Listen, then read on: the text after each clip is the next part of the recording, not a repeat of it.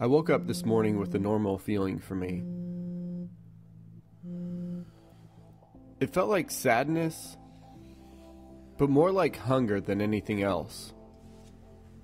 The closest word for it is empty. Whatever the feeling was, I wanted it to go away. Within an hour of waking up, this feeling's usually gone.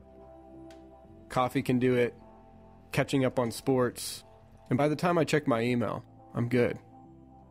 At least I'm full for the present. The feeling, whatever it was, is gone.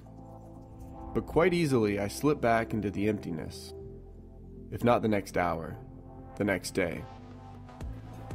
Technology gives me the quickest, most instantly gratifying fill. That's why I like social media. All I really need is one like on Instagram, and I'm golden. Facebook can do it too, as long as it's about me.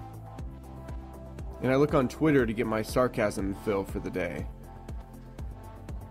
It doesn't really take much, but it doesn't really last long either. If social media doesn't do it, music always fills me up, especially when I'm driving. I got my tunes, the open road, and I can listen to whatever I want. I rock the same songs over and over again. I was empty. Now I'm filled. I have millions of ways to fill up. I didn't even mention TV, movies, or beach vacations, alcohol, cars, home improvements, accolades at work. Whatever I want, I can have it.